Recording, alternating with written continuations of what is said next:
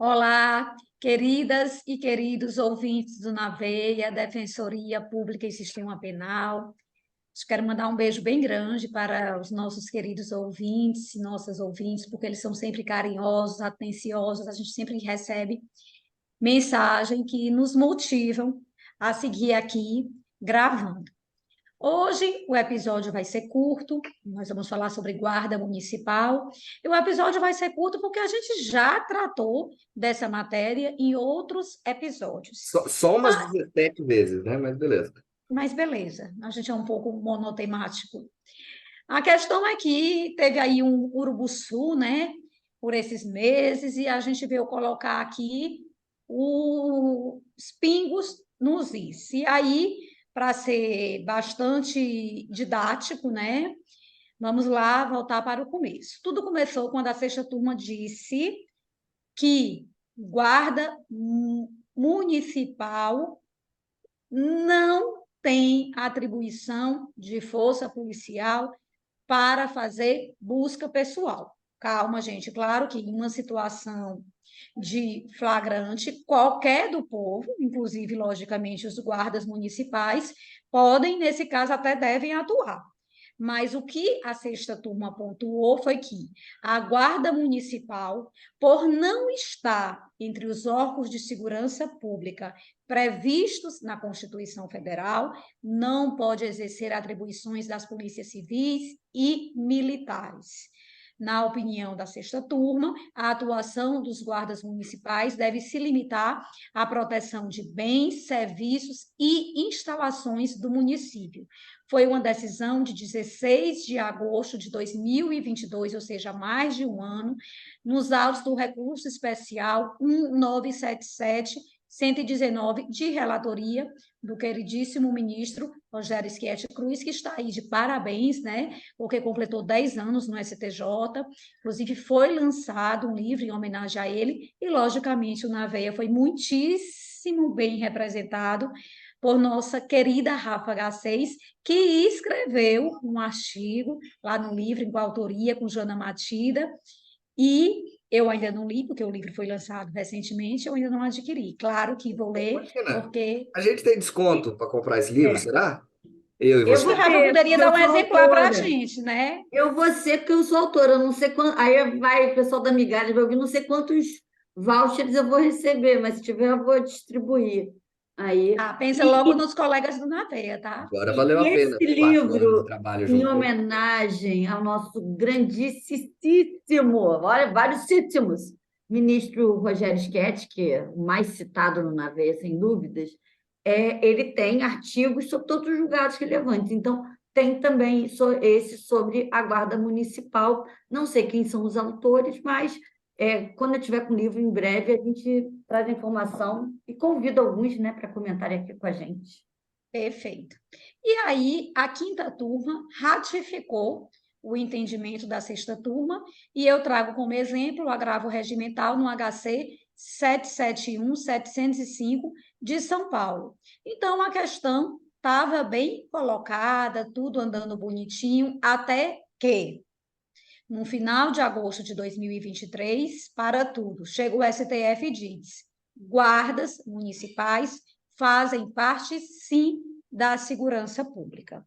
E aí, a partir dessa decisão do STF, que os guardas municipais seriam órgãos de segurança pública, eles estariam incluídos lá no parágrafo 8º do artigo 144, como atividade típica de segurança pública, passou a surgir um questionamento. Então, os guardas municipais podem fazer busca pessoal? Bom, isso foi um equívoco diante do entendimento do STF, porque o fato dos guardas municipais fazerem parte da segurança pública não lhe garante a atribuição de policial militar, nem de policial civil.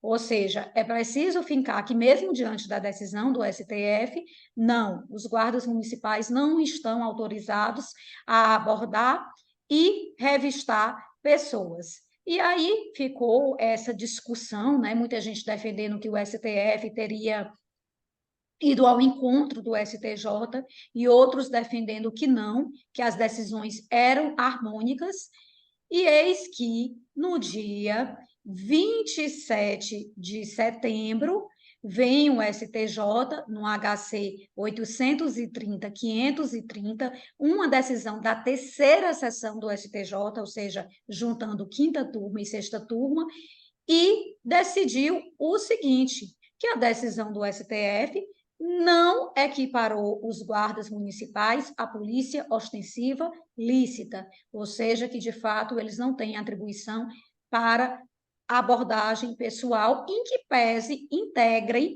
o sistema de segurança pública. E aí faz referência à DPF 995. E aí, gente, o que vocês têm a dizer a respeito disso? Cara, essa discussão sobre as guardas municipais é aquela coisa, né? O pessoal, ai, mas o que que tem, né? Se estava sendo cometida uma conduta ilícita, algo desvia. Mas, meu amigo, você quer incrementar o aparato punitivo estatal por uma polícia, porque é uma polícia, né? Por uma polícia que não tem controle externo do Ministério Público, que está submetida diretamente à estrutura hierárquica do executivo municipal, ou seja, né, vai servir como capanga de prefeito.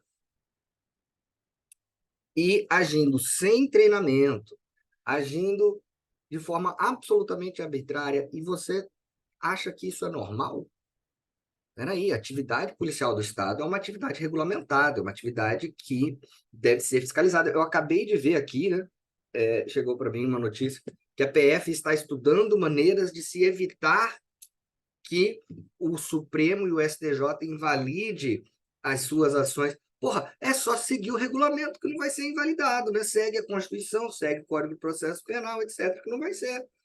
E aí vocês querem aumentar, querem criar, dar mais poder a uma dessas agências? Não, peraí, tem que controlar. Ela tem a sua finalidade? Ela tem a sua finalidade. As guardas municipais têm uma finalidade específica. E a briga toda é essa, para que elas atuem apenas dentro da sua finalidade, que é a tutela do patrimônio dos serviços municipais. Tráfico de drogas não faz parte disso. Infelizmente, o Supremo agora pegou essa mania de querer reverter todos os avanços que o STJ fez. Dessa vez, havia um espaço ali para o STJ falar, olha, na verdade, o que o Supremo decidiu não foi exatamente isso que a mídia está comunicando, né? Mas a gente ainda tem outras questões para debater que o Supremo agora já tem voto, né? Já tem voto lá, já tem, perdão, acordo na segunda turma, reverter a questão da invasão domiciliar. Ah, tá. Vixe. Isso. Da busca também pessoal, eles estão com os retrocessos, né? Então... Mas a gente tem que olhar os votos, né? Primeiro eu vou falar da Guarda Municipal e depois, se puder, falar só aqui rapidinho da questão do reconhecimento também, que foi muito divulgado. Mas primeiro, em relação à Guarda Municipal, foi o que vocês falaram. A gente tem um problema de uma polícia altamente despreparada, que não segue os próprios protocolos, que a força, o uso da letalidade, né? Aqui no Rio agora a gente teve um caso que eu não postei nas minhas redes sociais, gente, mas a gente teve o caso de uma menina, Heloísa, de 3 anos, foi para a grande mídia, né? Que numa situação em que os policiais rodoviários federais teriam visto, né, como sempre, vê um tiro, né, mas não tem prova nenhuma, um carro que teria, segundo eles, né, passado, e aí viram que era um carro fruto de roubo, com uma família com 2 crianças. E um policial rodoviário federal atirou e matou uma criança de 3 anos. Ou seja, existe o protocolo de não uso de força de letalidade quando um veículo foge de uma blitz. O ministro Flávio Dino disse isso, a imprensa divulgou esse protocolo, acho que até o presidente Lula comentou isso, e atiraram mesmo assim. Aí você vai equiparar, né, os policiais que já têm um treinamento pífio, você vai armar e você ainda vai equiparar. Realmente a gente não precisa mais de polícia, né? A gente precisa de investigação, a gente precisa de respeito ao cidadão, que não pode simplesmente estar caminhando numa via e ser abordado sem os requisitos legais da fundada suspeita. Então, a gente não pode incrementar as ilegalidades. E quando a gente dá essa força aí, né, como se fosse polícia para a Guarda Municipal, ao invés da gente estar trazendo mais segurança, na minha percepção, a gente está incrementando o perfilamento racial, incrementando as ilegalidades. Então, que bom que a terceira sessão, né, fez o papel dela de novamente trazer luzes, falar, olha, o Supremo não disse isso, falou só que compõe esse sistema de segurança pública, mas que não deu aí esse salvo-conduto para abordagem. Guarda Municipal tem a sua competência delimitada.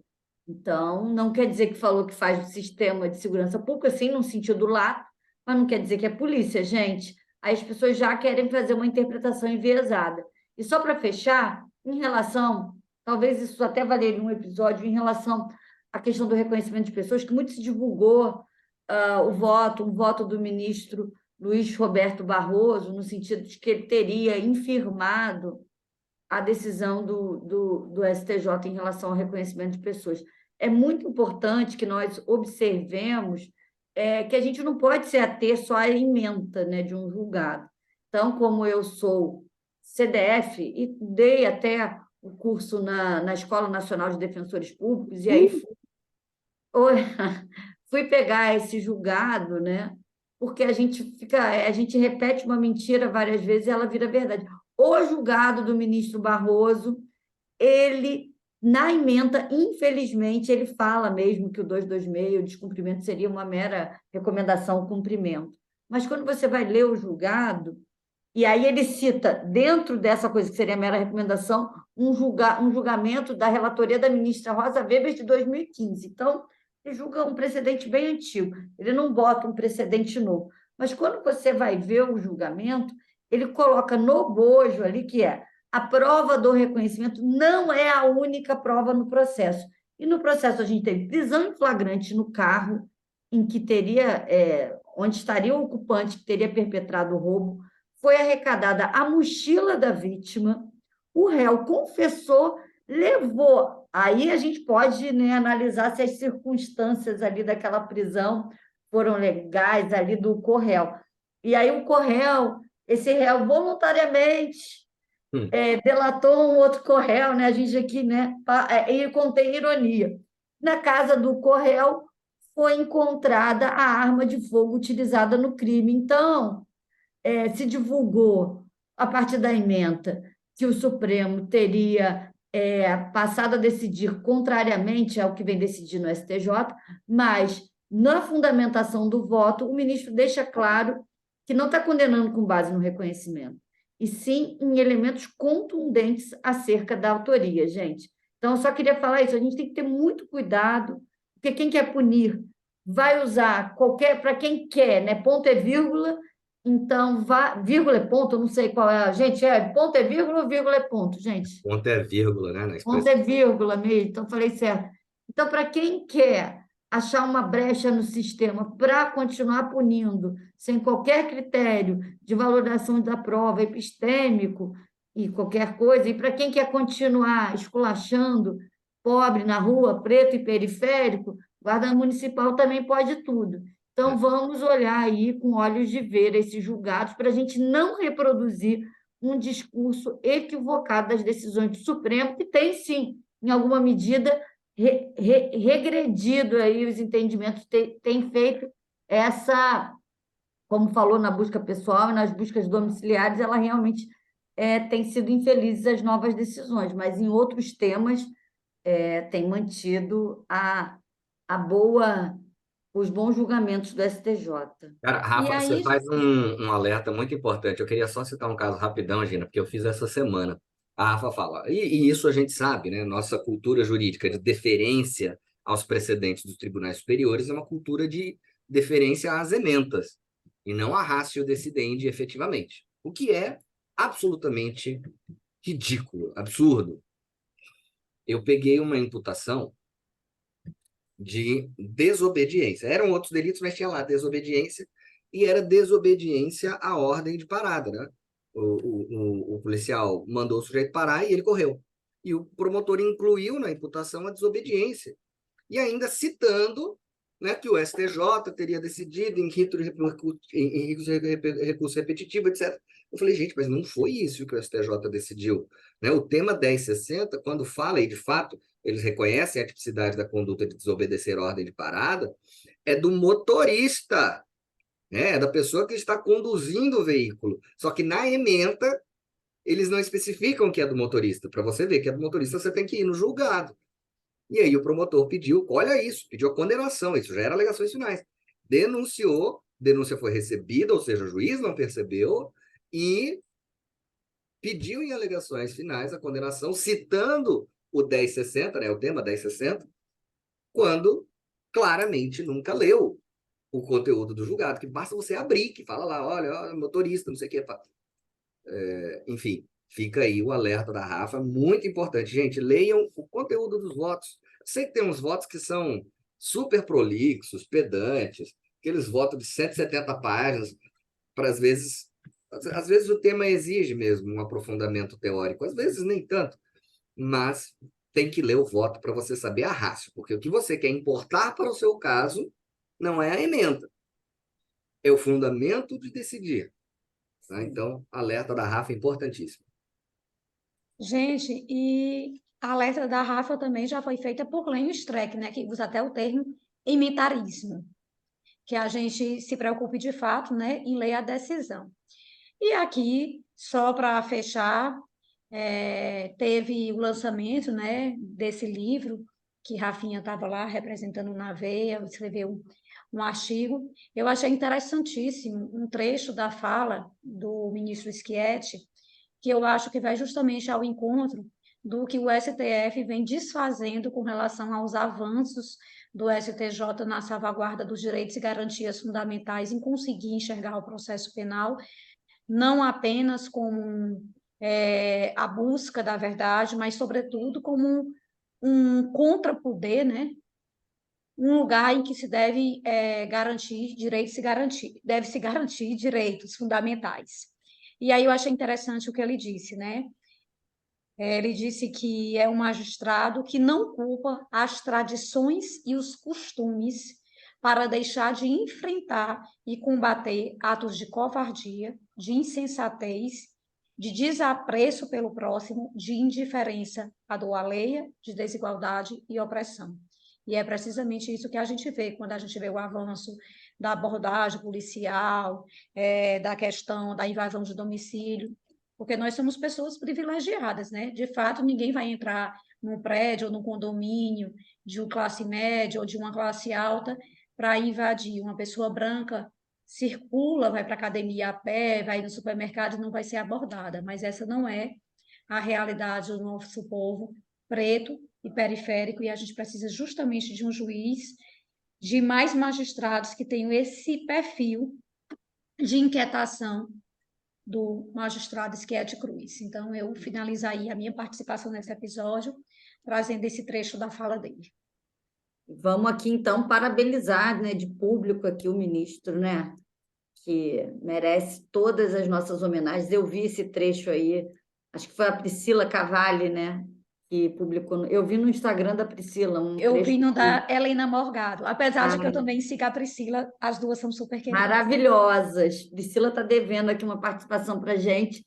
E maravilhoso, né? A gente não tem o que dizer mais. Lacrou, Gina Muniz. Quer dizer, o ministro lacrou e você Me aproveitei da lacrou situação, que eu não sou besta nem nada. ao citar o grande ministro. Então é isso, gente. Na veia! Na Na veia. veia!